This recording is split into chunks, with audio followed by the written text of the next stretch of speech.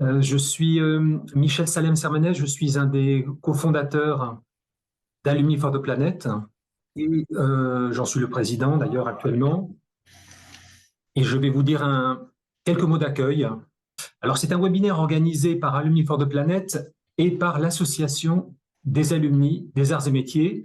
Et donc Valérie Proulière, vice-présidente de la SOS, comme on dit, va nous rejoindre et dira également un mot d'accueil. Alors, je vais, en guise d'accueil, vous redire quel est l'objectif de ce webinaire. Il s'agit de vous donner des clés concrètes pour vous montrer comment vous pourriez passer à l'action au sein de votre entreprise.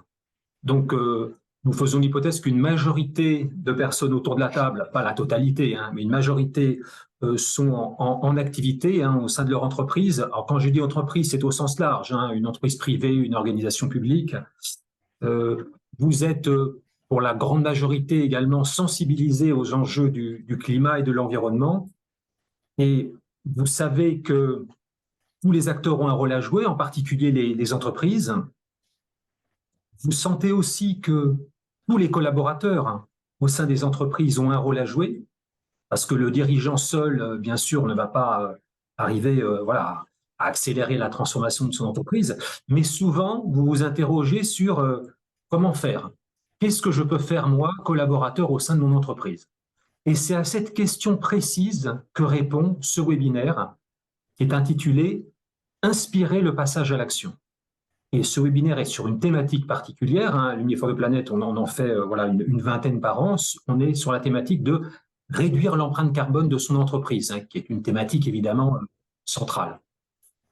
Alors, ce webinaire est donc différent des webinaires classiques, on va dire. On ne va pas vous donner des connaissances, on ne va pas vous parler de telle innovation ou de telle entreprise. On va vous expliquer comment, de façon très concrète, vous, qui êtes autour de cette table virtuelle, vous pouvez, à court terme, passer à l'action dans votre sphère professionnelle. Alors, Alumni for the Planet fait également 2 ou 3 autres choses qui vont dans le même sens. Nous organisons, et c'est important que vous le sachiez, également des webinaires pour accompagner dans la durée les collaborateurs qui ont décidé de s'engager au sein de leur entreprise. C'est pas le tout de s'engager, de démarrer, encore faut-il dans la durée, surmonter les difficultés, garder sa motivation, etc. Et pour ça, nous organisons donc un autre type de webinaire que l'on appelle accompagner dans la durée ou concrétiser le passage à l'action, qui consiste à faire des travaux en petits groupes, non pas comme ce soir là, mais en petits groupes d'une dizaine de personnes animés par un coach, qui vous permet d'échanger entre collaborateurs qui ont commencé à engager une action et bien évidemment qui rencontrent des difficultés. Le fait d'échanger en petits groupes apporte énormément de clés, de conseils pour passer à l'action. Dernière chose que nous faisons, c'est la mise en contact. Donc au niveau d'Alumni for the Planet, en plus des webinaires d'inspiration au passage à l'action, en plus des webinaires d'accompagnement dans la durée, donc nous aidons à mettre en contact. Alors pourquoi? Parce que seul un collaborateur va être très vite dépassé. Et donc il est important de trouver rapidement des collègues avec qui réfléchir aux actions qui peuvent être menées. Alors, comment est-ce que nous aidons à cette mise en relation? Eh bien, tout simplement, au niveau du site internet d'Alumni for the Planet, il y a la possibilité de s'enregistrer comme un alumni qui souhaite agir au sein de sa sphère professionnelle sur les enjeux du climat et de l'environnement. Une fois que vous êtes enregistré, il y a près de 4000 personnes qui se sont enregistrées déjà, et bien vous pouvez, par un moteur de recherche interne à notre site internet, savoir en 2 clics quels sont les autres collaborateurs de votre entreprise qui se sont également enregistrés sur notre site, et vous pouvez vous mettre en contact directement avec eux par un système de messagerie également interne à notre site. Et donc ça, encore récemment, on nous disait que quelqu'un alors faut une entreprise d'une certaine taille pour qu'il y ait plusieurs dizaines de personnes enregistrées, hein, sur les 4000. Quelqu'un d'une entreprise là, nous a dit que récemment, donc par ce biais, il a pu contacter une trentaine de collaborateurs qui ont accepté de se réunir et du coup, ça a permis d'engager un petit collectif pour réfléchir à ce que l'on peut faire ensemble. Donc, c'est aussi cette mise en relation qui peut aider. Je mentionne également, pour finir, que nous avons sur notre site Internet des contenus très intéressants, hein, qui répondent à cette question: comment, moi, collaborateur, je peux agir à différentes étapes, comment je peux en parler autour de moi, comment je peux embarquer des collègues, comment je peux en parler à la direction, à la RSE, etc.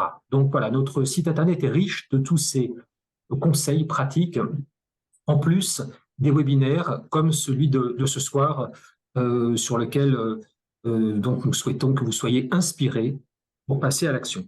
Alors, je vais laisser la parole maintenant pour également un mot d'accueil à Valérie Proulière, hein, si elle a pu nous rejoindre, donc, qui est vice-présidente de l'Association des alumni des arts et métiers, puisque ce webinaire est co-organisé, ce que nous faisons systématiquement, avec une ou plusieurs associations d'alumni, et ce soir avec une grande association d'alumni, hein, celle des arts et métiers.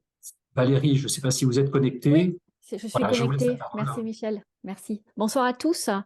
Effectivement, nous sommes, donc je représente la Société des ingénieurs arts et métiers, qui est une grande alumni, l'alumni de l'ENSAM, des anciens élèves de l'ENSAM, des Gadzarts. Donc une alumni de 62 000 membres, avec 32 000 sociétaires. Donc effectivement, on est une grosse alumni.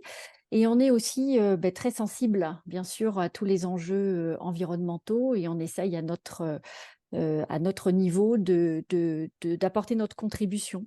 Donc, bien sûr, la collaboration avec Alumni for the Planet, là, ça commence à se mettre bien en route, hein. Voilà, on a des petits, on a comment dire, des formations comme celle-là, voilà, qui se sont déjà passées, et je pense qu'il y en aura encore d'autres. Merci aux organisateurs d'ailleurs. Et juste pour accentuer, je vais essayer d'être très rapide puisqu'on n'est effectivement pas très en avance. Le passage à l'action, c'est aussi quelque chose qui nous caractérise, nous, anciens élèves des arts et métiers. Et dans notre actualité proche, là, au niveau du passage à l'action, on a juste aussi une participation. Nous sommes partenaires d'un événement qui s'appelle CEC Industrie, donc Conférence des entreprises pour le climat, qui est une démarche qui est destinée aux chefs d'entreprise pour justement passer à l'action. Donc, c'est un événement qui va se passer de mars 2024 à janvier 2025, pour justement passer à l'action, pour aider les chefs d'entreprise à réfléchir en collectif et à réécrire leur feuille de route d'entrepreneur pour passer d'une économie et d'un business as usual vers un business et une économie régénérative, donc pour être vertueuse, éco-responsable, etc. Donc, on est partenaire de cet événement. D'ailleurs, voilà, juste au passage, il y a si vous allez sur le site de la CEC Industrie, il y a des webinaires d'explication pour les inscriptions des entreprises, que l'on espère très nombreuses, puisque l'industrie constitue quand même 19% des gaz à effet de serre. Donc, si on peut agir au niveau industriel par rapport aux défis qui sont devant nous, je pense qu'on arrivera quand même à faire beaucoup de choses, et justement, passer à l'action. On pourra passer à l'action et aider à résoudre, en tout cas, contribuer à la résolution des problématiques. Voilà, je ne vais pas aller beaucoup plus loin.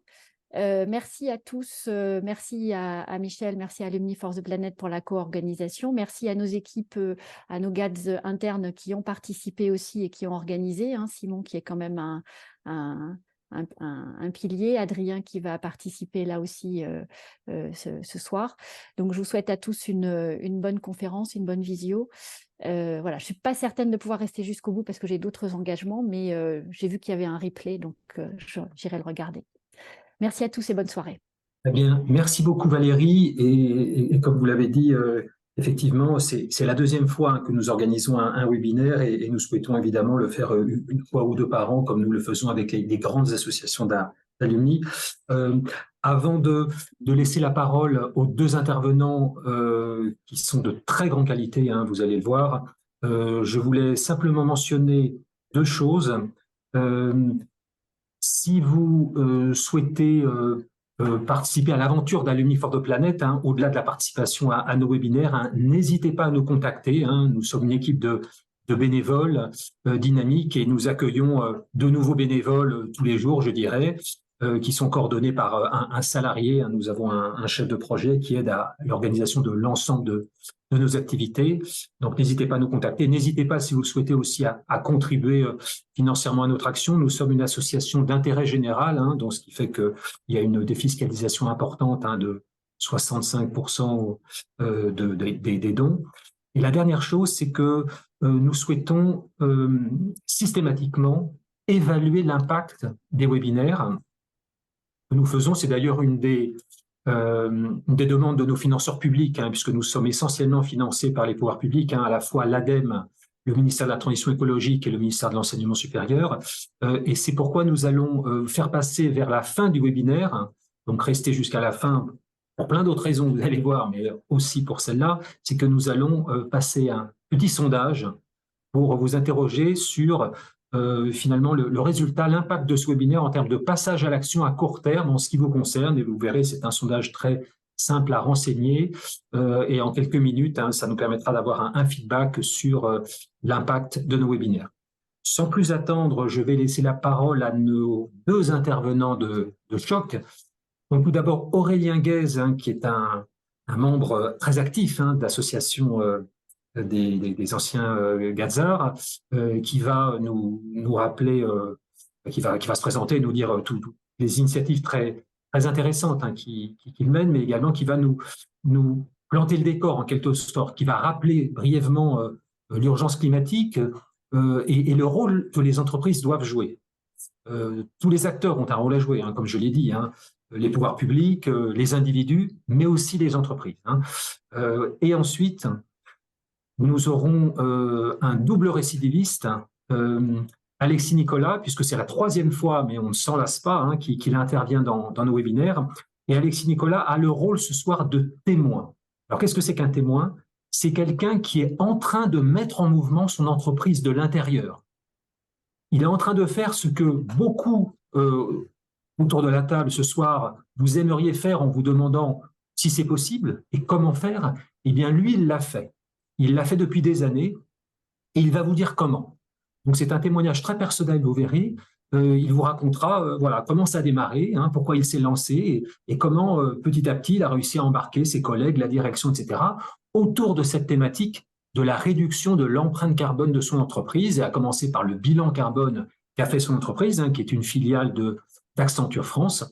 Donc, vous verrez ce témoignage et vous montrera voilà, de façon très concrète comment il est possible pour tout collaborateur de décider, de s'engager et de contribuer à accélérer la transformation climatique et environnementale de son entreprise. Donc, nous allons avoir ces deux interventions, l'une après l'autre. Chacune va durer à peu près un quart d'heure, 20 minutes.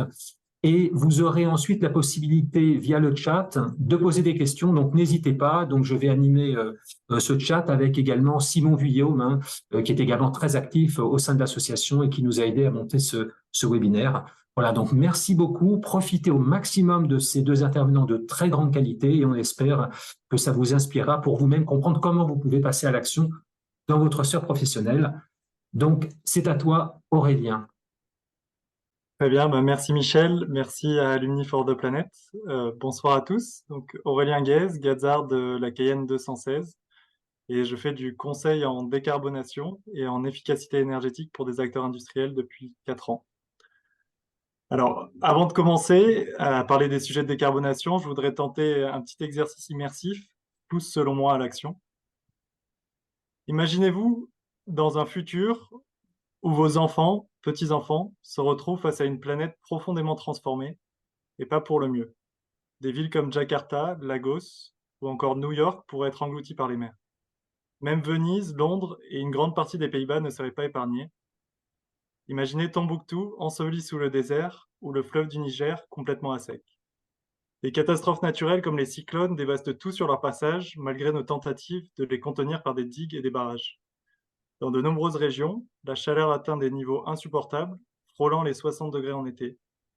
Dans ce monde, les inégalités sont criantes, les riches vivent au frais, tandis que les pauvres luttent pour leur survie. Les changements climatiques accélérés menacent des millions d'espèces, et pas seulement les ours polaires. Nos villes, nos champs, nos vies, tout est en danger. Le tableau est sombre. Ok, et maintenant, alors les scientifiques, nos semblables, et je tiens à le rappeler, ce sont nos semblables, tirent la sonnette d'alarme depuis des décennies, et malgré cela, nos réponses restent largement insuffisantes. Les lois et les règles économiques doivent changer et vite, et ça ne pourra se faire sans un soutien massif des citoyens, des entreprises et de chacun d'entre nous, comme le répétait Michel. On a beaucoup fait le pari, et c'est là que s'ancre mon témoignage, de changer le système de l'intérieur. Donc maintenant, la question qu'on peut se poser, c'est de comment s'y prendre. Veut-on travailler pour les entreprises qui sont les plus polluantes ou très polluantes? Et si oui, à quelles conditions? N'est-il pas nécessaire, si on tente ce chemin-là, de leur demander une trajectoire de réduction d'impact claire? Donc maintenant, pour vous dire un peu, et c'est là que mon propos introductif s'arrête, on m'a demandé de vous parler des entreprises parce qu'elles concentrent beaucoup des émissions de CO2 et on doit faire un maximum pour les réduire, et nous, en tant qu'ingénieurs, on est bien placés pour les aider. On m'a demandé de vous présenter ce que je vois chez mes clients. Alors, je vais essayer d'être court parce que ça serait bien qu'on ait le temps d'échanger. Mais donc, pour moi, c'est en deux phases. En premier, ce que font toutes les entreprises, c'est se mettre à mesurer. Il est intéressant de faire un bilan carbone, et c'est une méthode qui maintenant est assez éprouvée. L'association Transition Bas Carbone, elle peut vous aider à réaliser ces bilans. Et il y a aussi, au niveau de l'ADEME, des bases de données très complètes, et ils ont aussi mis en place une méthode ACT qui vous permet de vraiment faire le tour du sujet. Mais c'est que le point de départ. La suite, c'est d'agir, agir pour réduire son empreinte. Et là, je vais essayer de faire un petit retour d'expérience. Euh, il me semble qu'il y a plusieurs leviers. Le levier qui revient le plus rapidement, c'est peut-être celui de l'innovation technologique. On peut compter sur un peu d'innovation, mais hélas, en tout cas quand on ne parle pas de technologie de rupture, les gains qu'on arrive à, à produire en émissions, eh ben, ils sont rapidement compensés par la croissance de l'entreprise. Il y aura peut-être une réflexion un peu plus large à mener. Un autre levier, c'est l'énergie, et ça, c'est quand même quelque chose qui est assez efficace. Si on pose la question à ces directions, aux différents départements, est-ce qu'il est possible d'investir dans des énergies renouvelables, de changer des contrats de fourniture? Il est possible d'avoir un sourcing en énergie alternative et propre. Je conseille plutôt des acteurs industriels et des secteurs du transport. Et donc, je pourrais donner quelques exemples par rapport à ça. Je pense qu'un autre levier, c'est celui de repenser sa chaîne logistique. Si on produit plus proche du consommateur, on va faire beaucoup de gains en émissions de CO2. Il y a aussi la possibilité de revoir le déplacement des personnes, mais c'est plus compliqué parce que souvent il y a des bonnes raisons, mais quand même, il y a des économies à faire de ce niveau-là. Et enfin, je pense qu'un dernier levier que je voulais mettre en avant, c'est peut-être, et c'est sûrement la clé selon moi, c'est celui des modèles économiques. Il faut qu'on aille vers plus de modèles économiques régénératifs, c'est-à-dire qui réduisent, qui réutilisent et recyclent. On appelle ça parfois l'économie circulaire. Ça, c'était vraiment à l'échelle individuelle et peut-être de l'entreprise. Je pense que, et on l'a vu aussi, je donnerai un exemple, il existe des solutions quand les entreprises font preuve de leadership et réussissent à engager parfois leurs concurrents, mais tout un écosystème. Il y a la possibilité donc de mobiliser, fédérer, et un exemple, celui du transport routier. Plusieurs gros acteurs que je ne citerai pas du transport en France réussissent aujourd'hui à se mettre autour de la table et à réserver des trains entiers, parce que c'est la seule condition pour faire du fret ferroviaire, pour transporter une partie de leurs marchandises. En faisant ça, le gain, il n'est pas moins de 50%. Je pense que ça laisse à réfléchir parce que dans nos modèles, on est dans des situations où on met beaucoup les entreprises en compétition les unes par rapport aux autres. Là, dans ce combat-là, mutualiser peut reprendre du sens. Bon, je n'aurais pas besoin d'insister sur le fait qu'en étant exemplaire et transparent, ben, l'entreprise arrive à porter autour d'elle d'autres acteurs et également ses employés. Et si je peux finir pour faire vraiment pas trop long, je pense qu'il est intéressant de réfléchir au moyen terme, parce que investir aujourd'hui, c'est prendre des bonnes décisions qui permettront tant à l'entreprise qu'à l'individu de se retrouver au premier plan à moyen terme. Et j'insiste bien là-dessus parce que l'individu, s'il est formé à ces compétences-là, on le voit, hein, en tout cas, c'est le cas autour de moi, il devient inestimable sur le marché. On en a vraiment besoin. Si ça suscite des Merci. questions, je suis Oui, preneur. merci Aurélien. Donc, n'hésitez pas hein, s'il y a des questions. Euh, Peut-être, parce que je vois pas encore de questions sur le chat, euh, est-ce que tu as ressenti hein, dans tes contacts avec des entreprises l'aspiration de certains collaborateurs à s'engager et quels sont les freins de ton point de vue est-ce que par exemple c'est la perception d'un d'un soutien insuffisant ou perçu comme tel de la direction, ou c'est simplement de ne pas savoir par où commencer, ou c'est par exemple le fait d'imaginer que ça n'aura pas d'impact, hein, parce que voilà, l'entreprise est une taille telle, surtout quand on parle du scope 3. D'ailleurs, tu pourrais au passage redonner un petit vernis, je dirais, hein, sur les scopes 1, 2, 3, puisque Alexis va en parler tout à l'heure, mais disons que le scope 3 est celui sur lequel il faut le plus mettre l'accent, mettre l'effort. Oui, donc, bah, les scopes, si on parle de scope 1, scope 2, on parle d'émissions directes pour l'entreprise.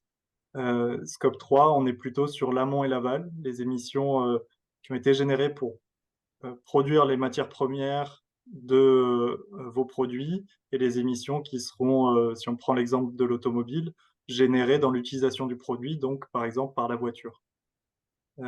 C'est sûr que l'impact est différent parce qu'on est à un niveau parfois fournisseur ou client, tandis que c'est quand même plus aisé de travailler au niveau de sa propre entreprise quand on a la responsabilité opérationnelle. Je dirais qu'aujourd'hui, on est au-delà, pour répondre à ta première question, on est, les directions bougent, peut-être pas assez, mais en tout cas, il y a un mouvement. On peut voir un certain nombre d'entreprises qui essayent d'avancer plus vite que les autres. Donc, au niveau des...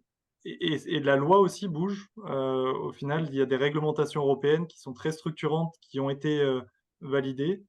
Je pense qu'aujourd'hui, la difficulté, elle est plutôt dans la compétence.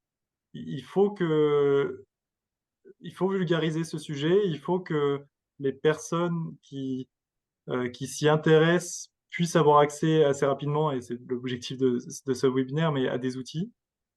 Et Et une fois que ça c'est fait, au final, on arrive assez vite à faire bouger l'entreprise. Mais aujourd'hui, enfin, ce qu'on constate chez nos clients, c'est que bah, le département RSE qui s'occupait de ces sujets jusqu'à présent, euh, parfois c'était un peu le placard. Enfin, il y avait des personnes qui s'y retrouvaient, mais pas parce qu'elles étaient très compétentes. Maintenant, ces départements, eh ben, ils se renouvellent et ils grossissent très vite.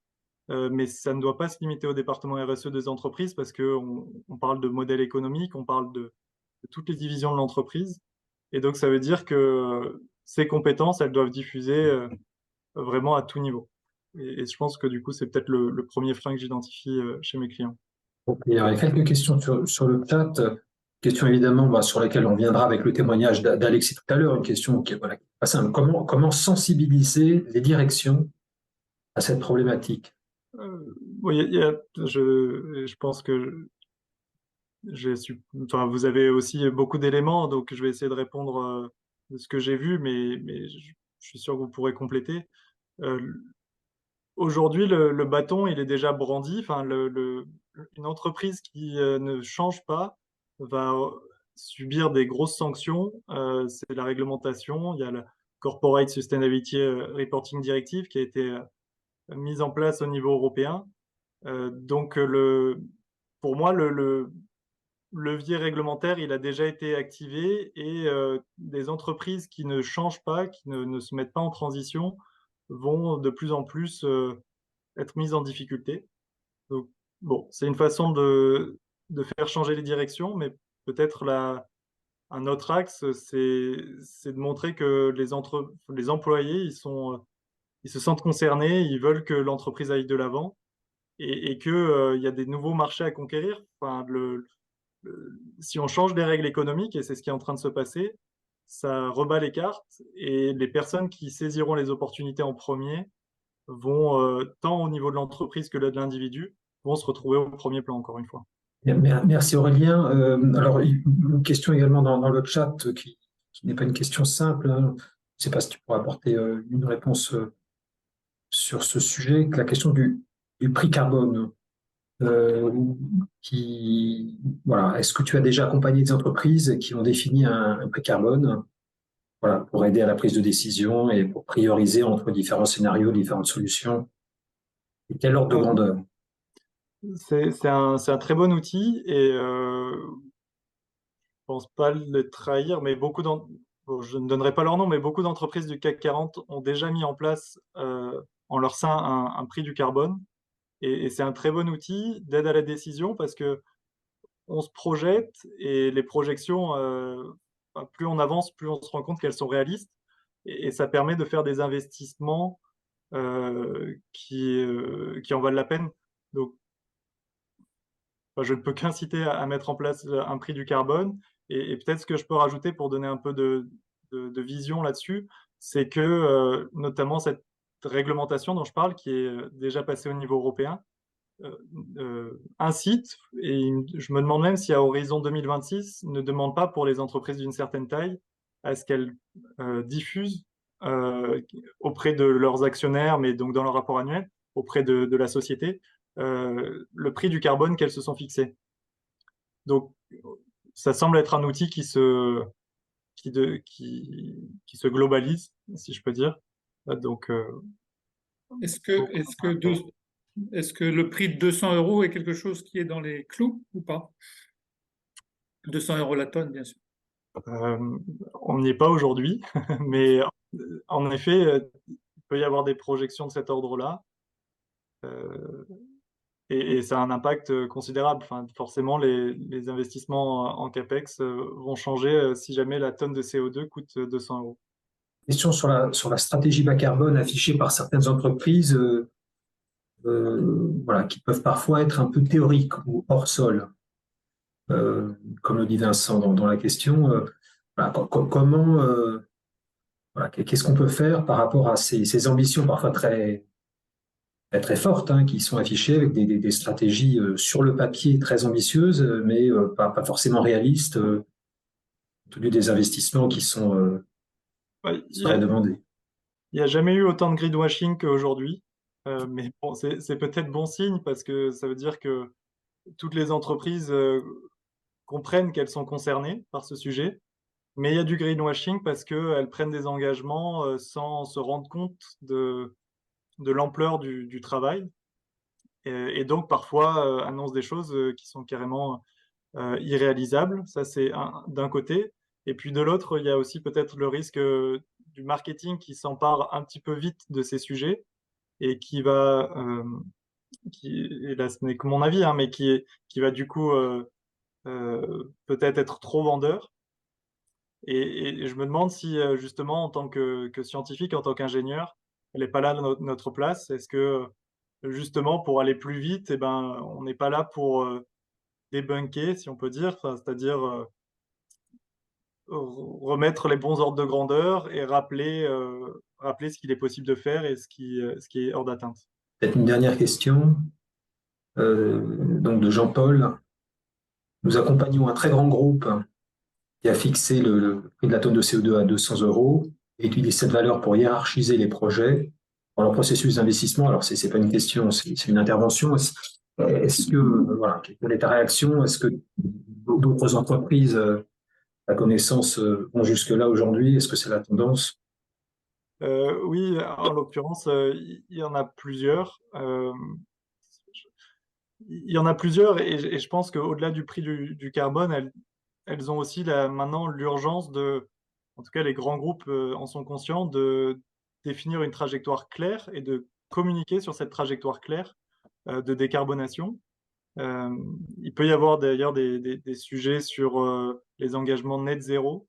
Certaines entreprises s'engagent à être net zéro à horizon 2040, 2050.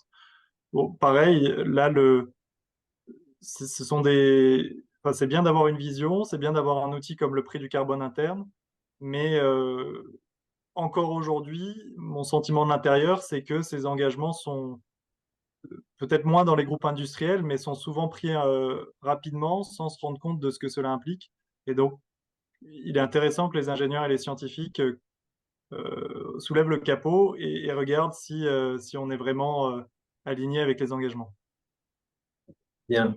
Merci beaucoup Aurélien. Donc, pour faire la transition, il y a une question de Jean-Luc, comment sensibiliser ou comment embarquer salariés et partenaires. Donc, cette question va plutôt faire la transition avec l'intervention d'Alexis. Et évidemment, Aurélien, tu peux continuer à intervenir à tout moment pendant le reste du webinaire.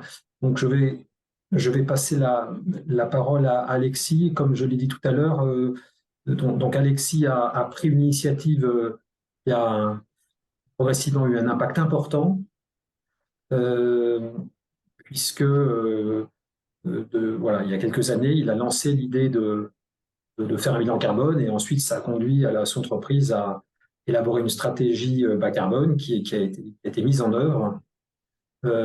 Et voilà, avec un impact progressivement important et c'est ce que l'on va pouvoir découvrir avec Alexis. Je te Voilà, laisse la parole, je te passe la parole, pardon, et puis voilà, pour démarrer ton témoignage. ça marche.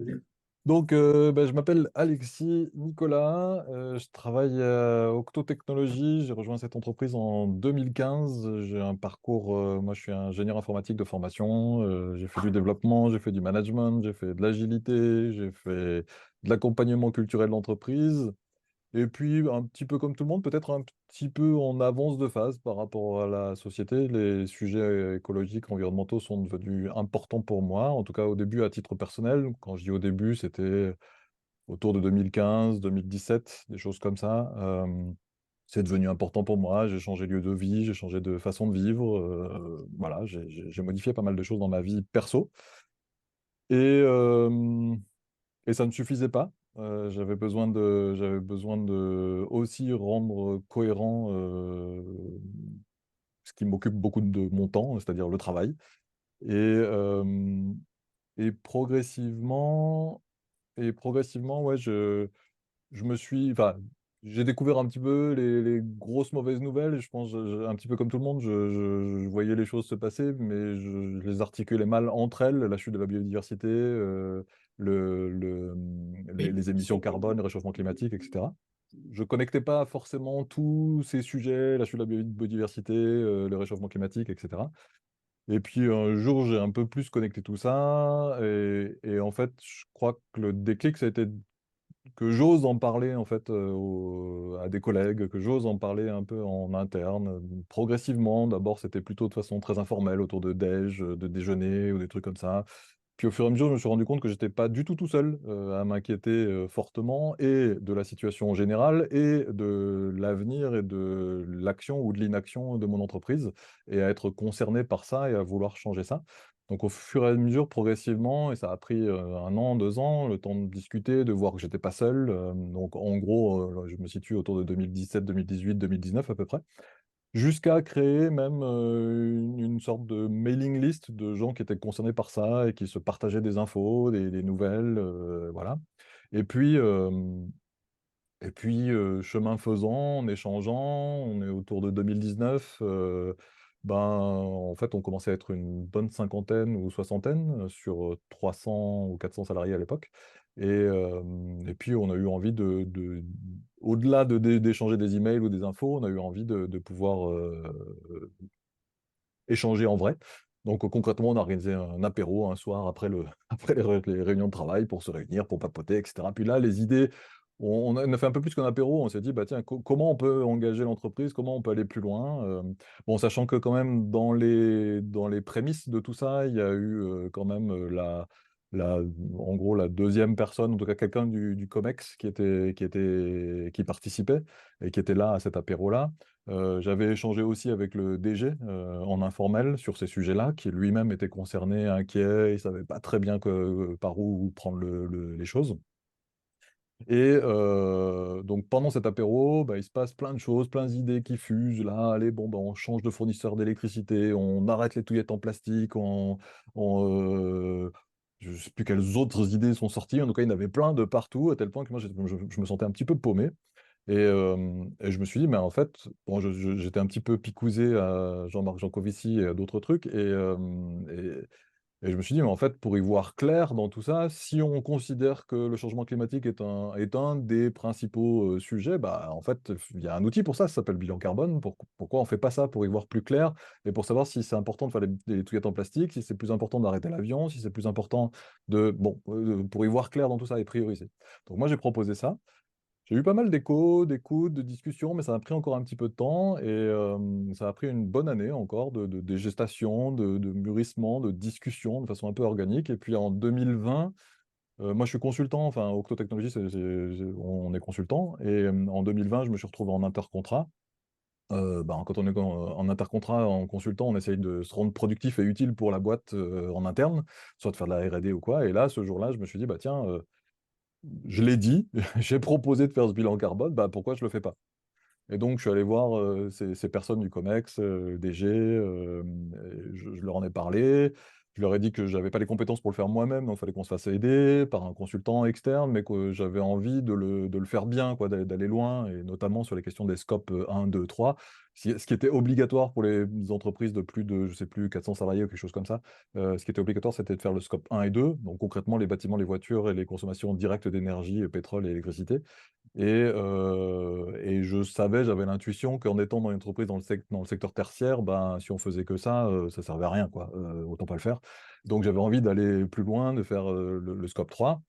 Et bon, ils m'ont dit, bah, banco, faisons-le. Voilà, ça ne coûtait pas grand-chose. L'accompagnement, c'était de l'ordre de, j'ai plus les chiffres exacts en tête parce que ça a été en 2020. Donc, puis en plus, on a été coupé par le Covid, la pandémie, etc. Donc, ouais, c'était de l'ordre, je crois que c'est 12 000 euros l'accompagnement du consultant externe, plus en interne, entre mon temps à moi et les gens qu'il a fallu consulter, côté RH, côté moyens généraux, côté finance, pour collecter les données. Ça a fait quelque chose entre 10 et 20 jours hommes en interne, éparpillés entre plusieurs personnes. Ça s'est étalé sur 3-4 mois, ce calcul-là, enfin ce bilan carbone. Et puis, on a eu les chiffres, on a eu les images, on a la photo quoi, finale, et on a voulu être très ambitieux. On a y compris inclus les émissions liées aux produits vendus par Octo Technologies. Donc, sachant que Octo Technologies vend des services numériques à nos clients. Donc, si on vendait des machines à laver, ce serait un peu plus simple de faire ce calcul-là. Mais si on vendait des machines à laver, bah, vous le savez peut-être, en gros, il y a des émissions liées à la fabrication de la machine à laver, des émissions liées à l'usage de la machine à laver, et puis des émissions liées à la fin de vie de la machine à laver. Et là, nous, il a fallu qu'on se pose la question pour les services numériques. Qu'est-ce que c'est que la fabrication? Qu'est-ce que c'est que l'usage? Qu'est-ce que c'est que la fin de vie? Et comment calculer ça? Comment estimer ça? Mais on a réussi à inclure tout ça grâce à notre consultant, grâce à un petit peu de jus de cerveau en 2020. Donc, on s'est appuyé essentiellement sur les travaux du Shift Project qui avait déjà fait un travail préliminaire là-dessus.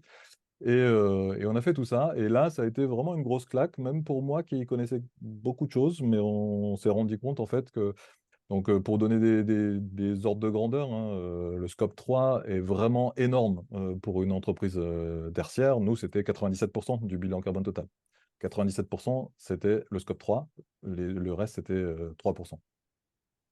Et donc, je suis habitué à parler avec mes mains. Alors là, vous ne voyez pas mes mains bouger, puisque du coup, la caméra est éteinte. Donc, tant pis pour vous. Mais peut-être c'est mieux, vous pouvez vous concentrer sur ma voix. Et donc, on arrive à cette photo-là, ouais, cette première claque-là que je prends. Pourtant, je savais que, par exemple, l'avion allait peser un peu plus gros que les touillettes en plastique. J'avais une petite idée de ça. Mais j'avais pas conscience que les émissions liées à la vente des services numériques d'Octotechnologies, bah, ça représente 50% du bilan carbone total. Et encore, on s'est trompé d'un énorme facteur qu'on a publié dans des articles de blog, etc. Et en fait, c'est beaucoup plus que ça.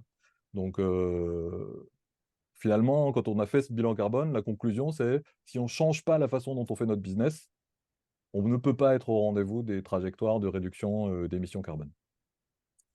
Et ça a été une grosse claque pour moi, c'est-à-dire qu'on ne pouvait pas se contenter juste de réduire ou supprimer l'avion, on ne pouvait pas se contenter de réduire ou maintenir le nombre de mètres carrés par consultant, on ne pouvait pas se contenter de changer de fournisseur d'électricité, on ne pouvait pas se contenter de mettre des panneaux solaires ou je ne sais pas quoi. C'était absolument pas suffisant, il fallait changer la nature même de la façon dont on faisait notre business. Et bon, ça c'est un petit peu violent comme conclusion. Donc là, on était l'été 2020. Je partage tout ça, en particulier avec la personne du COMEX qui avait été très sponsor du sujet. Elle me dit, bah oui, wow, c'est énorme. Après, enfin, elle a pris une claque quoi aussi. Elle s'est dit, mince, comment on encaisse ça, quoi, comment on gère, comment on traite ce sujet-là. Donc là, les décisions qu'on a prises, c'est qu'on s'est dit qu'il fallait qu'on soit pédagogique, qu'on réussisse à embarquer, parce qu'on était une petite équipe, je n'étais pas le seul chef de projet, on était 3, 4, et puis les personnes qui ont collecté les données, enfin, il y avait un petit groupe, quoi, un petit noyau qui s'était constitué. Et on s'est dit, le premier pas maintenant, ça va être d'embarquer les gens, en particulier les gens qui étaient là à l'apéro dont je vous ai parlé un an auparavant, et puis d'essayer d'élargir le cercle. Donc on a fait 2, 3, 4, 5 partages en interne, où en gros j'ai partagé et présenté les résultats, les apprentissages, les difficultés, ce que les chiffres nous disaient, ce qu'ils ne disaient pas, enfin voilà, toutes ces choses-là en interne pour faire connaître ça. Donc on a dû atteindre, je sais pas, assez facilement une centaine de personnes au bout de 3, 4, 5 partages. Puis il y a un peu, peut-être 2, 3 mois après ce début de partage, il y a la direction qui m'a demandé une session spéciale. Donc en fait, tous les partenaires, en fait, toute la direction d'Octo m'a demandé de faire la même chose que ce que j'avais fait aux autres personnes. Donc j'ai partagé ces apprentissages. Et ça a cheminé. Et au bout enfin, à la rentrée 2021, la direction a décidé d'acter, de prendre par principe de diminuer pardon, de 5% par an les émissions de gaz à effet de serre à les prises. Et après, ça c'est facile à dire. Mais après, qu'est-ce que ça veut dire dans les faits, sans tomber dans le bullshitage ou dans le greenwashitage voilà. Donc, qu'est-ce que ça veut dire ce truc-là, quoi. Heureusement, on avait la photo de départ, et sans la photo de départ, on pouvait rien faire. On n'arrivait pas à se mettre d'accord, même parmi les gens de bonne volonté, on n'arrivait pas à se mettre d'accord pendant cet apéro. Ça partait un peu dans tous les sens. Donc, c'est vraiment le bilan carbone qui nous a aidé à nous mettre d'accord sur cette question climatique. Ça a géré, enfin, ça a mis clair les priorités et les grands enjeux. Et ensuite, ça a permis aussi à la direction de s'emparer de ces sujets-là et de comprendre où étaient les grosses masses, les grands enjeux. Euh, donc sans ce bilan carbone, juste on ne pouvait rien faire euh, par rapport aux questions de réduction de 5% ou même de neutralité ou je ne sais pas quoi. Neutralité carbone, ne touchez pas à ça quand vous êtes en entreprise. L'ADEME le décommande fortement. N'y touchez pas, c'est sale pour les mains et ça va pourrir votre réputation, c'est vraiment une mauvaise idée. Donc ne faites pas de neutralité carbone, surtout pas, c'est pas bon pour votre santé. Faites de la contribution à la réduction d'empreinte carbone, mais pas de neutralité. Et donc, ouais, on s'est lancé sur ce chemin-là. Et donc, grâce à cette photo, grâce à ce bilan carbone, j'avais fait quelques simulations pour me dire, tiens, je vais projeter Octo, puisque en fait, le bilan carbone, en gros, c'est 152 données. Enfin, en tout cas, pour Octo Technologies, c'était 152 données unitaires. Et du coup, j'ai pu m'amuser à faire évoluer ces données année après année en fonction des hypothèses de croissance de ma boîte avec une petite croissance différenciée, parce qu'il y avait une croissance souhaitée un peu plus en province versus parisien, donc ça ne fait pas tout à fait les mêmes comportements en termes de déplacement domicile-travail, par exemple. Bon, en tout cas, je me suis amusé avec les chiffres, j'ai fait des simulations sur ces 152 données pour les projeter jusqu'en 2030, d'après les hypothèses de croissance de mon entreprise. Et du coup, je suis arrivé très vite à la conclusion qu'il y a 3 choses qui ne pouvaient pas évoluer à la même vitesse que la croissance organique de l'entreprise.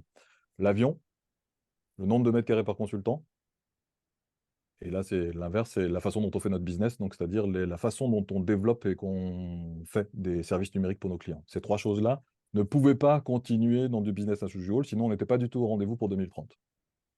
Donc les décisions ont découlé assez vite. Alors le Covid nous a aidés, l'avion l'a tué directement, et donc on a vu qu'on pouvait opérer notre business sans avion, donc c'était bien finalement, ces 2 années de pandémie. Ça nous a démontré que ça, c'était pas du tout impossible à faire. Et du coup, ça nous a aidé pour la suite. Donc, on a réduit on a divisé par 10 le nombre de kilomètres en avion. Donc, on en fait encore un petit peu, mais il est extrêmement surveillé. Enfin, il y a une vigilance dessus et il y a des alertes qui sautent dès qu'on dépasse 50 000 kilomètres passagers avion, sachant qu'en 2019, on avait fait 700 000. Voilà, c'est un peu plus d'une division par 10. Donc ça c'est acté pour l'avion. Ça a mis un petit peu de temps à se faire, hein. C'était pas en 2021 que ça s'est fait. Il a fallu un petit peu de temps, puis surtout qu'on était en pleine pandémie à l'époque, donc il a fallu un petit peu de temps pour que ça se fasse. Mais ça, c'était traité. Donc ça, c'est cool parce que ça nous a garanti que c'était un gros point pour atteindre 2030, d'être sur la bonne pente et la bonne trajectoire. Le deuxième point, c'était le nombre de mètres carrés par consultant. Bah, ça aussi, ça a été traité parce que on a étendu la durée. Alors déjà, il y a eu le télétravail qui s'est beaucoup activé pendant la pandémie aussi. Donc on a vu qu'on n'avait pas besoin d'avoir de plus en plus de mètres carrés à la même vitesse que les consultants parce qu'on pouvait activer tout ce qui était flex office, télétravail, etc. et mieux l'utiliser et mieux l'optimiser. Donc la preuve de la pandémie nous a montré qu'on pouvait le faire. Et du coup, on a acté d'étendre le bail de nos locaux actuels pour les garder jusqu'au moins 2025. D'après les croissances de l'époque, ça faisait largement le job même de réduire de plus de 10% par an, puisqu'on avait une croissance à 20%. Parce que quand je parle de moins 5% par an, c'était en relatif par tête de pipe, par employé. Ouais, c'était ça le truc. Donc une croissance organique sans changer de bâtiment, de facto, ça diminue le nombre de mètres carrés par consultant et ça nous faisait rentrer dans la trajectoire correcte. Et le troisième truc, alors lui, il était gigantesque puisque c'était vraiment développer les connaissances, tout ce qui est éco-conception de services numériques. Donc déjà, il fallait les sourcer. Alors aujourd'hui, tout le monde en parle de partout, mais en 2020, c'était pas tout à fait le cas. C'était encore une petite niche. Mais tout ce qui est Green IT, éco-conception, etc., bah, il a fallu se former, enfin former quelques personnes qui ont elles-mêmes formé les autres personnes. Puis après, il a fallu se décider sur comment on le fait par rapport au marché. Et on a acté, par exemple, que plutôt que de chercher à convaincre les clients de le faire, ben en fait, c'est notre nouvelle façon de faire. Donc maintenant, c'est pas quelque chose qu'on vend en plus, c'est pas quelque chose qu'on dit ah c'est super chouette. Alors on peut en parler en termes de différenciation par exemple sur le marché, mais par contre c'est notre nouvelle façon de faire. Point. C'est pas négociable. On discute pas avec le client pour dire ah vous comprenez, ce serait bien de faire des co-conceptions. Non, on le fait comme ça parce que c'est ce sur quoi on a la main, c'est la façon de faire. Et donc ça, on l'a décidé, d'un point de vue politique, là, de dire aux clients, bah, c'est comme ça, c'est notre nouvelle façon de faire. Par contre, derrière, il y a des questions de formation, de compétences, et c'est un petit peu ce que tu disais tout à l'heure, Aurélien, ça, c'est un énorme job, quoi, et ça prend du temps. Donc aujourd'hui, j'estime, donc aujourd'hui, le Octo, on est à 800 ou 900 personnes, mais je pense qu'on a peut-être un tiers de la société enfin, des consultants qui sont formés pour faire ce job by design. Donc, il nous reste encore les deux tiers. On est encore très, très loin d'atteindre 100% de missions éco-conçues, ce qui est l'objectif qu'on s'est donné pour 2030 et ce qui est l'objectif qu'on doit tenir si on veut être sur la trajectoire des accords de Paris, donc de moins 5% par an entre 2020 et 2030. Et en plus de tout ça, donc ça c'est tout ce qu'on a fait. Ce qui est chouette, c'est qu'à un moment, ça a un peu, je vais pas trop m'étendre sur le sujet parce que bon après c'était aussi mis de côté parce qu'Accenture est une très grande société mais à un moment c'était assez chouette. Et la dernière fois que j'avais fait un témoignage, on en était là, on avait inspiré Accenture France qui voulait faire les mêmes démarches, aller dans les mêmes mouvements que ce qu'on avait fait à Octo Technologies.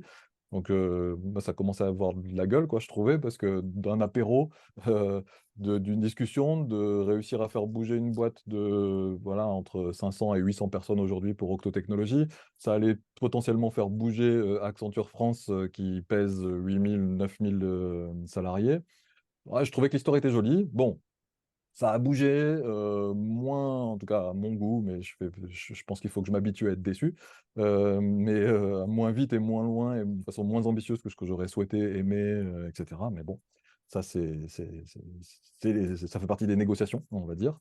Et puis moi, j'ai lâché le sujet côté Accenture France et on a inspiré. J'ai participé au lancement du bilan carbone côté Accenture France. Puis après, ben, il fallait qu'ils écrivent leur histoire. Et voilà, ça s'est emparé de ci, de là. Mais ce que j'ai trouvé chouette et ce qui me fait aujourd'hui absolument pas regretter d'avoir osé parler de mes inquiétudes, de mes vulnérabilités, en tout cas au début de façon informelle, puis doucement auprès de personnes plus influentes en cherchant des alliés en fait derrière, quand je suis allé discuter avec des personnes du COMEX que je connaissais plutôt bien, mais qu'on a réussi autour d'un déj, discuter de ces sujets d'inquiétude sur comment va le monde et où il part et où il va. D'avoir donc osé parler de ça, créer des alliés, réussir à cranter ça. J'étais bien entendu pas seul. Merci à ces alliés qui ont aidé à faire à ce que ça prenne forme au sein d'Octo. Ouais, et ça, je suis content d'avoir osé donc dire mes vulnérabilités, trouver des alliés et proposer cet outil du bilan carbone qui a vraiment, ça a tout changé hein, entre avant le bilan carbone, nos niveaux de discussion et nos niveaux de priorisation en interne Octo, avant le bilan carbone et après le bilan carbone. Avant, ça partait n'importe comment et n'importe où. Tout était mélangé, quoi, et au même niveau. Utiliser du papier imprimé éco-responsable, etc., c'était traité au même niveau que ne plus prendre l'avion, qui était traité au même niveau que les touillettes en plastique, et personne ne parlait de l'impact de nos outils numériques qu'on vendait à nos clients. Donc, on ne l'avait pas vu. Donc vraiment, il y a un énorme avant-après avec ce bilan carbone. Et c'est ça qui a permis de fédérer, de construire les priorisations, de construire les stratégies, d'embarquer la direction. Vraiment, sans ça, c'était mort. Et je regrette absolument pas parce que euh, je voulais un petit peu spoiler, mais ça va pas être simple quand même, hein, de la trajectoire qu'il faut qu'on ait jusqu'en 2030. Réduire très fortement l'avion, voilà, maîtriser le nombre de mètres carrés par consultant, et former, et puis déployer, convaincre les clients, etc. Donc ça va pas être simple. Mais en 2030, en fait, on aura fait le plus facile. Parce qu'entre 2030 et 2050, il restera encore à faire moins 5% par an entre 2030 et 2050. Donc, il y a une question qui s'ouvre là et qui est gigantesque et qui est abyssale et qui est flippante même du point de vue d'Octo. C'est, OK, si on est sérieux sur ce sujet-là, on tient la trajectoire jusqu'en 2030. Mais après, qu'est-ce qu'il faut faire? Et là, du coup, pour moi, la question évidente, c'était quid du numérique? Est-ce que le numérique même si on réussit à le faire de façon éco-conçue, mais après 2030, et encore je dis après 2030, le plus tôt le mieux, mais bon, disons qu'on se donne jusqu'à 2030 mais après, qu'est-ce qui se passe? Et ça veut dire quoi pour Octo Technologies? Ça veut dire quoi si on arrive en 2050 un jour dans un monde neutre en carbone, mais est-ce qu'il y a encore des data lakes, de l'intelligence artificielle, des trucs numériques de partout? Est-ce qu'on a encore suffisamment d'ordinateurs portables déployés dans toutes les entreprises? Est-ce qu'il y a encore des semi-conducteurs produits à Taïwan, sachant qu'ils sont exposés à beaucoup de sécheresse? Vraiment? Et donc, cette question qui m'a semblé cruciale, qu'on avait touché du doigt en 2020, ce que j'ai trouvé, en tout cas, moi, je suis reconnaissant de mon entreprise, c'est que du coup, ça fait un an là maintenant, il y a un an, mon entreprise a lancé une petite équipe, donc 3 personnes, 3 et demi, on va dire, dont moi et puis d'autres personnes qui avons la tâche d'éclairer cette question-là. Pour l'instant, nous, on a qualifié ça de les numériques essentiels. Donc de se poser cette question, où est-ce que le numérique est essentiel et peut-être qu'il va falloir réduire, peut-être qu'il va falloir dénumériser, en tout cas, comment éclairer cette question-là, ce qui est complètement paradoxal par rapport au business model d'Octo. Hein. Octo, son business model, c'est de faire de la numérisation, de la numérisation, de la numérisation. Donc là, on est sur des questions qui vont carrément à contresens de la raison d'être d'Octo initiale. Et pour autant, on le travaille, on l'éclaire. Alors, c'est pas simple, il y a des négociations. Aujourd'hui, je suis content d'avoir passé un an à avoir cherché ça, exploré ça. Je continue de penser qu'il y a énormément de boulot en termes de compétences et les clarifier. Donc, je suis content parce que j'ai pu les développer. Moi, c'est les retours. Je suis content parce qu'on m'a fait confiance d'avoir lancé ces questions-là qui sont complètement hérétiques dans le contexte Octo-technologie. Et en même temps, rien n'est gagné, tout est à négocier, négociable. Cette année a été difficile d'un point de vue économique. Voilà, il y a toutes les questions de réalité économique. Je mets des guillemets réalité économique parce que je pense qu'on se ment beaucoup. Les réalités économiques, ce ne sont que des conventions.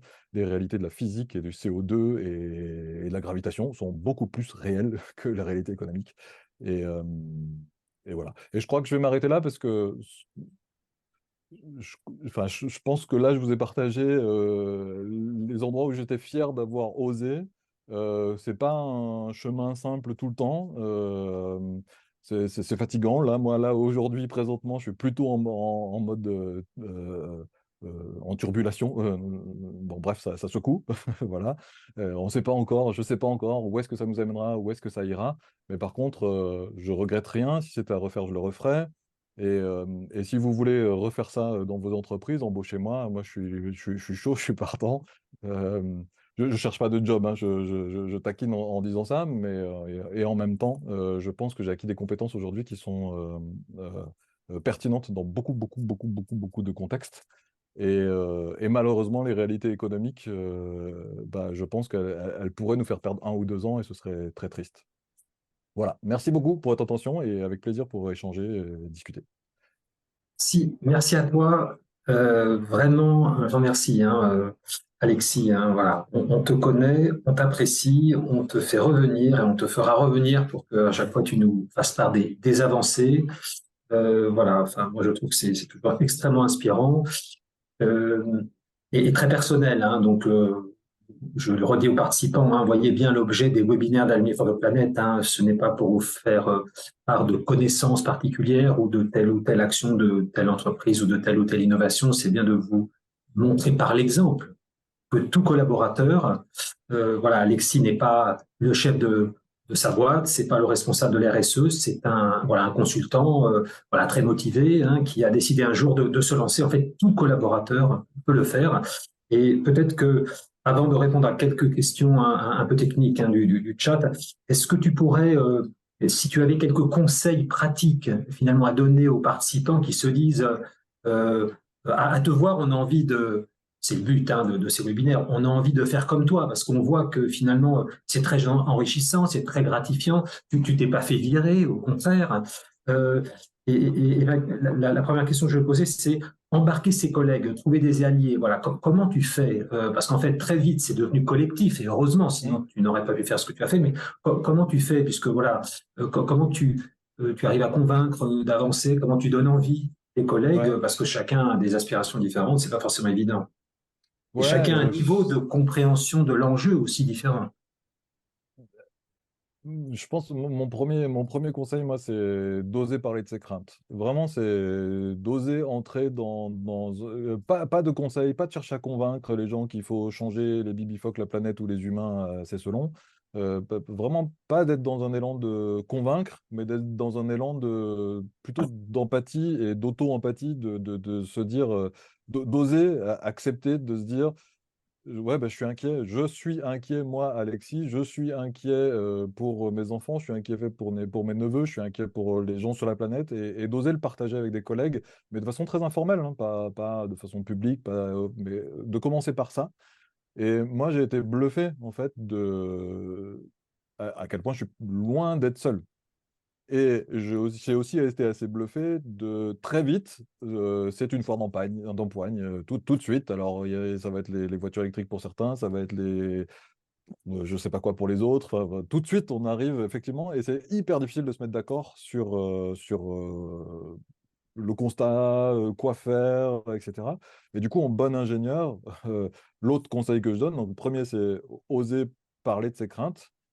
Le deuxième, c'est chercher des alliés, mais ça se fait dans le processus de oser parler de ses craintes. C'est bah, de voir et en plus de chercher des alliés plutôt bien placés dans la boîte, parce que se lancer tout seul, tout en bas de l'échelle, ce que je suis, euh, je pense que c'est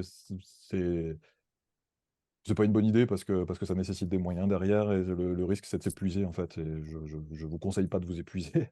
Donc, partagez ses vulnérabilités, cherchez des alliés et très très vite ne pas chercher à convaincre qui que ce soit de quoi que ce soit à faire, sauf faire un bilan carbone. Faire un bilan carbone, sans bilan carbone, euh, non, je vais même le dire, parce qu'aujourd'hui, il y a plein de boîtes qui ont des bilans carbone, mais si vous avez un bilan carbone, renseignez-vous dans vos boîtes. Hein. Si vous avez un bilan carbone qui fait scope 1, scope 2, c'est pas un bilan carbone. Si vous avez un bilan carbone qui fait scope 1, scope 2, scope 3, mais ça inclut pas la part des émissions des trucs que vous vendez, c'est pas un bilan carbone, c'est pas sérieux.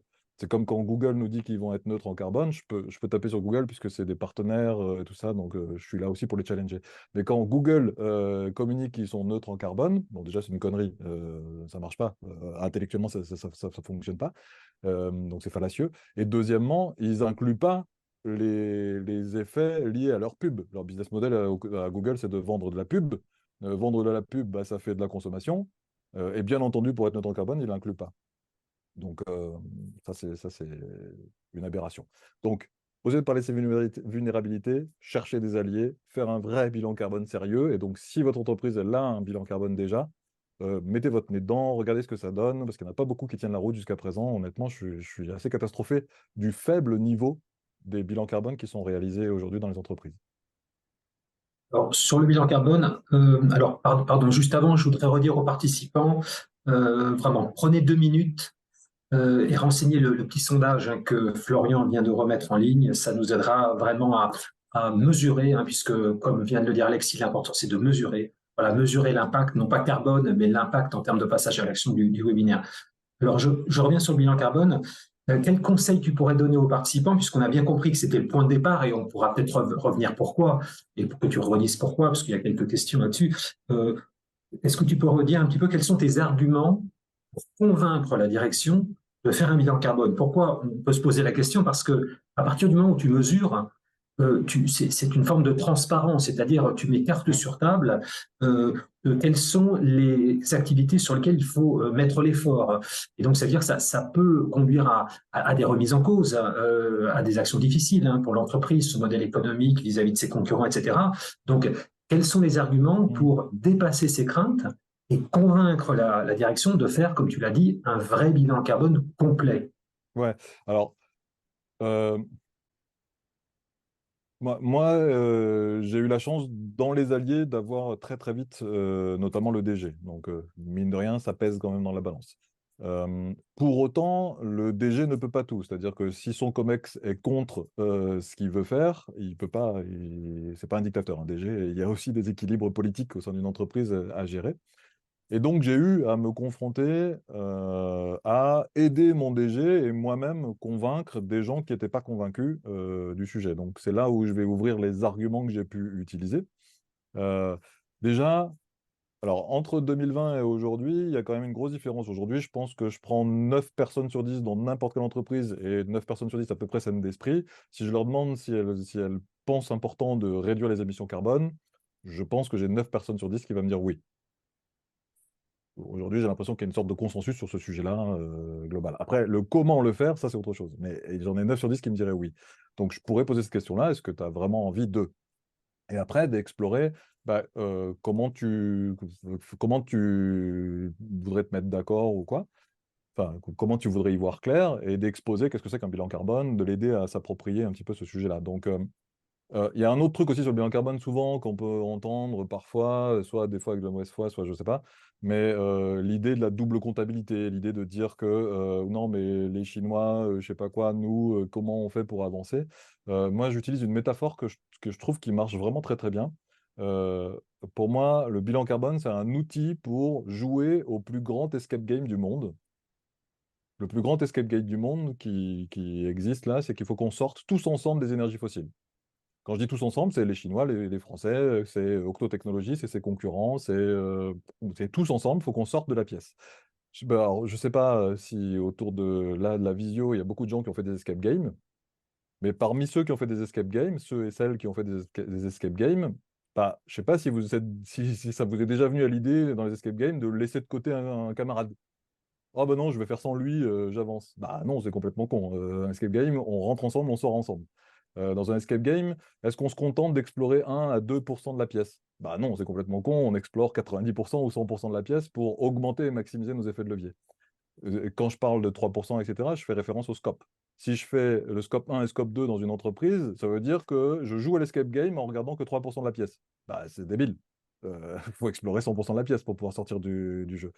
Et donc, quand on commence à considérer le bilan carbone comme un outil de maximisation de nos effets de levier, et non pas comme un outil de responsabilisation pour se faire taper sur les mains parce que, ouh, c'est pas bien d'émettre du carbone, quand on arrête d'être dans cette pensée de responsabilisation du bilan carbone et quand on ouvre la boîte de c'est un outil pour jouer au plus grand escape game du monde, alors là, on change de vision, on change de rapport au bilan carbone et on se dit, ah oui, je veux tout faire, je veux tout voir, parce qu'on a envie de se donner le plus de cartes possible en main.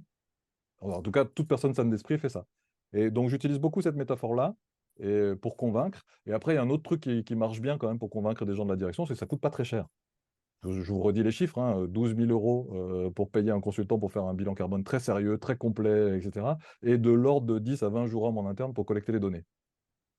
Bon, pour une boîte de 300-800 personnes, pour un chiffre d'affaires de 150 millions d'euros annuels, honnêtement, c'est un pipi de chat, quoi. Ça coûte que dalle, c'est rien à faire. C'est moins cher que un coach pour former son COMEX à prendre la parole en public. Voilà. Merci Alexis. Une question sur les concurrents.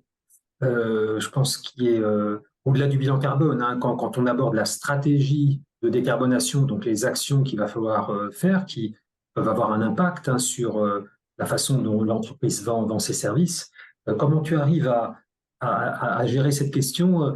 Si les autres le font pas, voilà, je vais me faire piquer des parts de marché. Est-ce qu'il faut que je sois le premier à y aller? Voilà. C'est une Alors, question qu'on a au niveau ouais, international. Est-ce que tel pays doit y aller si tel autre n'y va ouais, pas? ouais, Mais ouais. on l'a au niveau du marché entre entreprises. Ouais, et donc bon, moi, j'ai pas d'avis sur la question internationale, je suis pas, c'est pas mon domaine. Par contre, sur la question entreprise, donc déjà, il y a plein d'endroits où réduire son bilan carbone, c'est aussi faire des économies d'argent. Et c'est pas complètement con de faire des économies d'argent quand on est en entreprise, parce que du coup, on devient plus compétitif. Alors, un truc tout bête, hein, le nombre de mètres carrés par consultant. Si j'ai moins de nombre de mètres carrés par consultant, bah, ça coûte moins cher. Si je dépense moins d'énergie pour chauffer, ça coûte moins cher. Bon, il y a plein d'endroits, pas toujours, hein, mais il y a plein d'endroits où c'est des économies d'énergie aussi, de réduire son empreinte carbone. Donc ça, c'est malin et intelligent, et on a un intérêt par rapport aux compétiteurs. Ensuite, si on est suffisamment tôt, donc après, je ne sais plus, maintenant on est en 2023, bientôt en 2024, je ne sais plus si c'est suffisamment tôt ou pas. Mais si on était suffisamment tôt, comme pour Octotechnologies, ça devient un avantage concurrentiel différenciant. Par exemple, nous, ça nous a ouvert pas mal de marchés, le fait qu'on ait eu un cran d'avance, notamment par exemple dans le secteur public, où il y a eu des exigences et des demandes de est-ce que vous avez des feuilles de route bas carbone, est-ce que vous avez tout ça? Bah, nous, on avait et notre bilan carbone et des feuilles de route, et en plus, elles avaient un petit peu de gueule. Et ben ça a été remarqué, repéré, ça a permis d'avoir des bonnes notations, notamment dans tout ce qui est réponse à appel d'offres, etc. Donc ça a été un différenciant plutôt positif de le faire. Et ensuite, sur le rapport à la connaissance et au savoir, après, on est dans un contexte un peu spécifique, on est dans le numérique, la connaissance est pas loin d'être nulle ou proche d'être nulle sur les émissions carbone du numérique, encore aujourd'hui, encore en 2023. Donc en fait, en 2020, quand on se lance, déjà on le découvre, parce qu'on ne le savait pas, on le découvre, et du coup on se rend compte qu'en fait, on peut jouer un rôle dans la connaissance dans le domaine, et du coup prendre un coup d'avance sur nos compétiteurs, mais sans pour autant les cacher. Nous, on a tout le temps tout rendu transparent, public, et nos méthodologies, et nos outils de calcul, et nos résultats, et nos apprentissages, soit à travers des conférences, soit à travers des articles de blog. Et en fait, on a même travaillé des fois avec des concurrents à nous, en sous-groupe, parce qu'ils voulaient lancer la démarche, ils ne savaient pas comment le faire, bon, on leur a partagé les infos. Là, si je partage avec vous, potentiellement, il y a des gens là autour qui sont des concurrents. On est dans cette logique-là de se dire, sur ce sujet-là, il n'y a pas de concurrence. Encore une fois, on prend le sujet comme étant un escape game.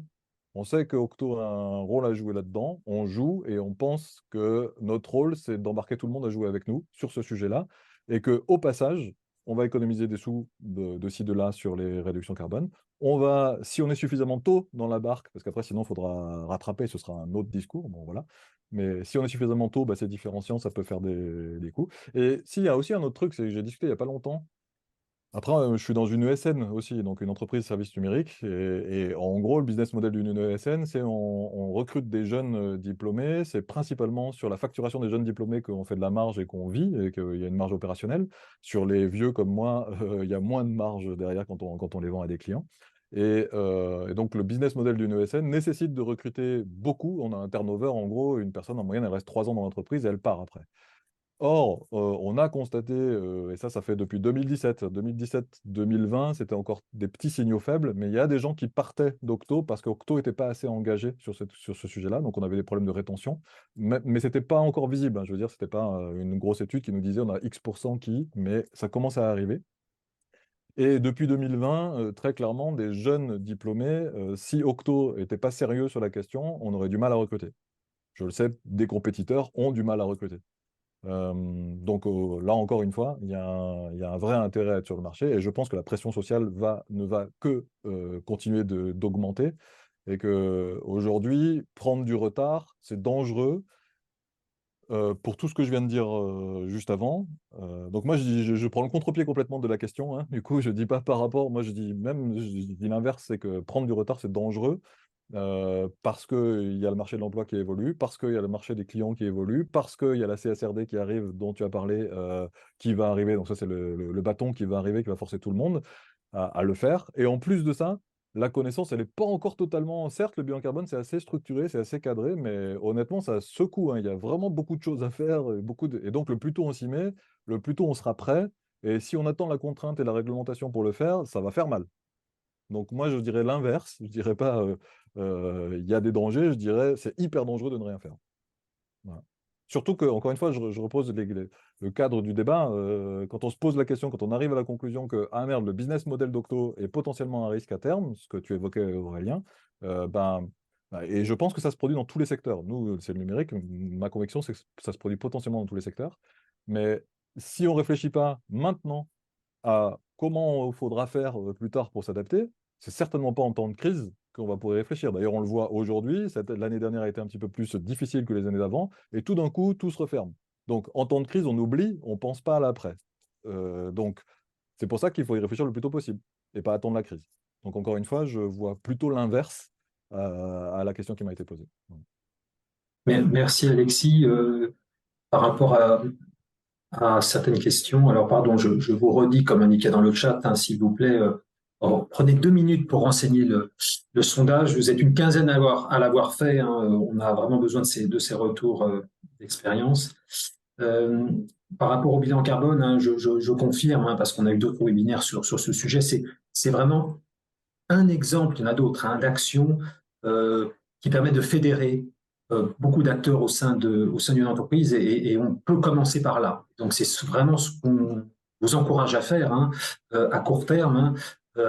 Renseignez-vous s'il existe, comme l'a dit Alexis, un bilan carbone au sein de votre entreprise. Renseignez-vous s'il est complet et souvent il ne l'est pas parce que jusqu'à maintenant ce n'était pas obligatoire de faire un bilan carbone en scope 1, 2, 3, hein, jusqu'à très récemment, même pour les grandes entreprises. Hein, donc, c'est très intéressant de l'étendre rapidement au scope 3 et au vrai scope 3, hein, comme l'a dit Alexis. Et j'ajoute que, comme ça a été dit dans le chat, il y a des aides de l'ADEME, hein, pour un certain nombre d'entreprises. Et par ailleurs, c'est assez facile de trouver des consultants très compétents, hein, pour vous accompagner. Il y a toute une liste sur le site de l'association Bilan Carbone. Alors, elle a changé de nom, mais voilà, ça veut dire que c'est l'association Bilan Carbone. Vous pouvez contacter aussi l'agence régionale de l'ADEME.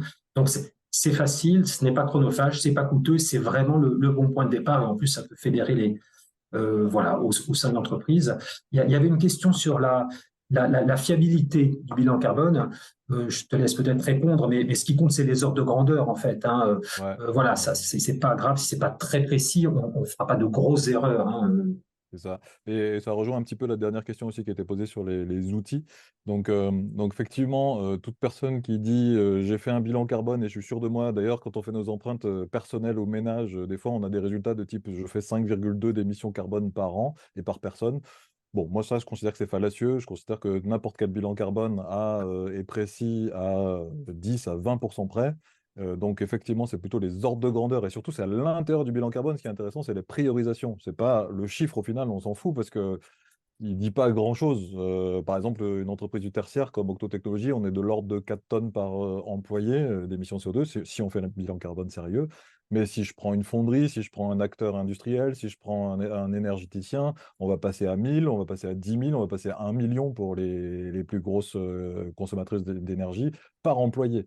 Donc, comparer, là, je reviens sur cette question-là, comparer entre entreprises, c'est un non-sens absolu parce qu'on est en train de réfléchir responsabilité en utilisant le bilan carbone alors qu'il faut l'utiliser escape game, jouer ensemble pour sortir, donc maximiser au contraire le jeu.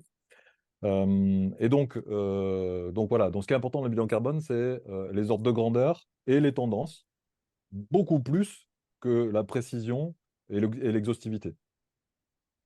Voilà.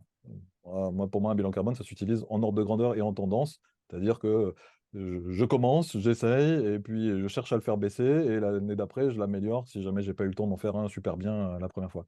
Et pour revenir sur la question des outils, il y a une question qui m'est posée, qu'est-ce que vous pensez des outils tels que Sweep, je ne connais pas, Sami, Greenly, que je connais pour l'élaboration du bilan carbone. Alors moi, je suis assez...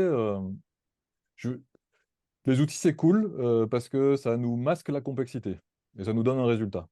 Mais sauf que si on n'utilise que les outils sans comprendre de quoi on parle, quand on fait le bilan carbone, qu'est-ce qu'ils nous disent et qu'est-ce qu'ils nous disent pas ces chiffres, je déconseille très très très fortement d'utiliser un outil sans comprendre la mécanique qui est derrière. Parce que ça, pour prendre des termes de Stigler, ça va vous prolétariser. Vous comprendrez plus et vous serez dépendant de l'outil et vous saurez pas qu'est-ce que vous gérez, vous saurez pas qu'est-ce que ça vous dit, vous saurez pas qu'est-ce que ça ne vous dit pas et vous serez infoutu de bien piloter correctement et de savoir où est-ce que vous en êtes sur votre bilan carbone.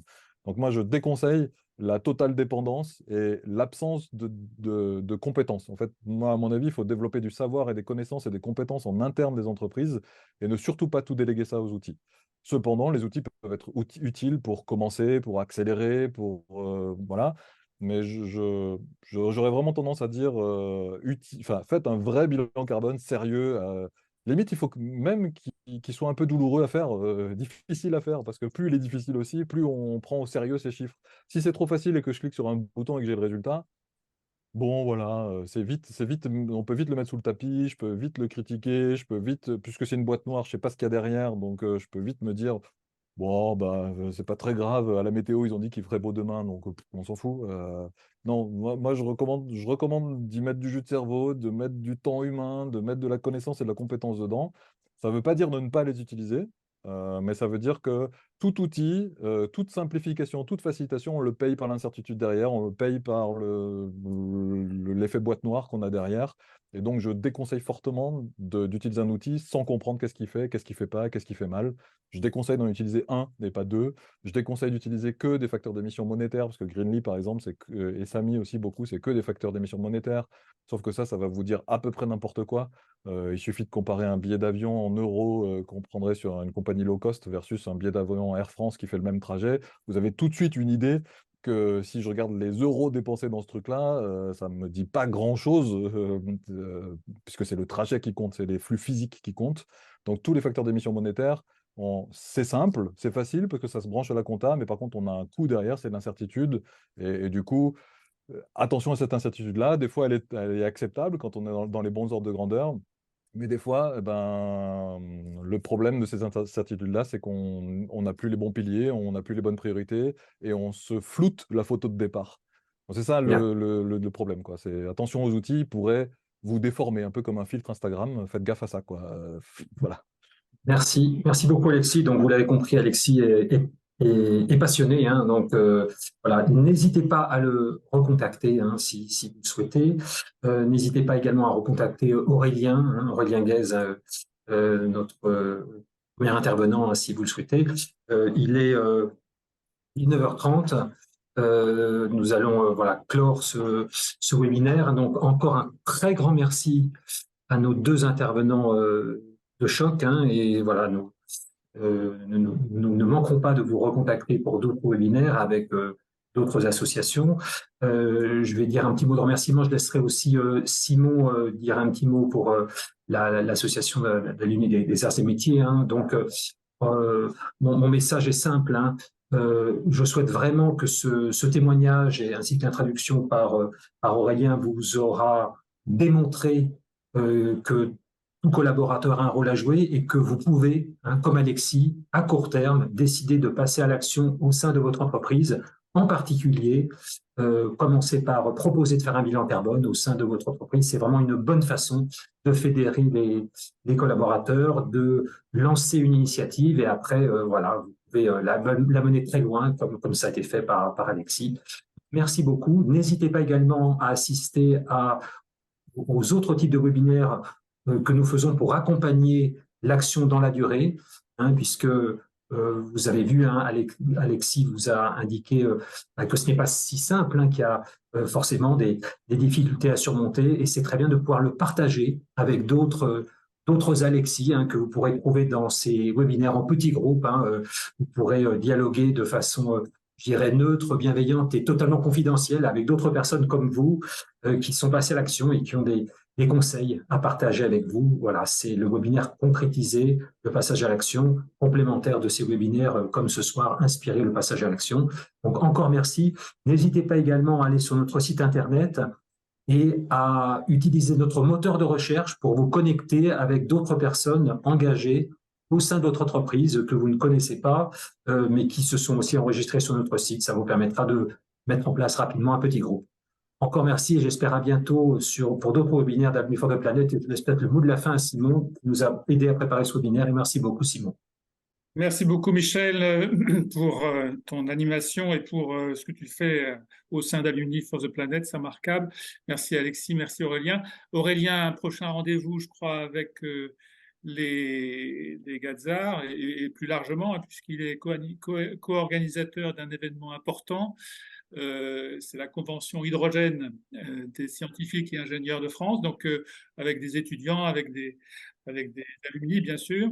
Ça sera très prochainement. Il y a aussi, peut-être ça vous intéressera, beaucoup de conférences organisées par les groupes professionnels, accessibles d'ailleurs aux étudiants. Je sais qu'il y a eu quelques étudiants qui se sont connectés aujourd'hui. Ils sont les bienvenus, ainsi que les enseignants. Il y en avait aussi quelques-uns. Donc, n'hésitez pas à aussi profiter de ce qui est proposé, je dirais, organisé uniquement par la SOS aussi. Et voilà. Donc, si vous avez d'autres questions sur ce qu'on pourrait faire dans l'entreprise et aussi aux arts à l'école, n'hésitez pas à prendre contact avec moi. Je serais ravi de vous dire ce que je sais et ce qui pourrait aussi nous occuper en collectif plus ou moins élargi. Voilà. Merci beaucoup, Simon, et merci à tous les participants et à bientôt pour d'autres webinaires d'Alumni for the Planet et également co-organisés avec la SOS, nous l'espérons.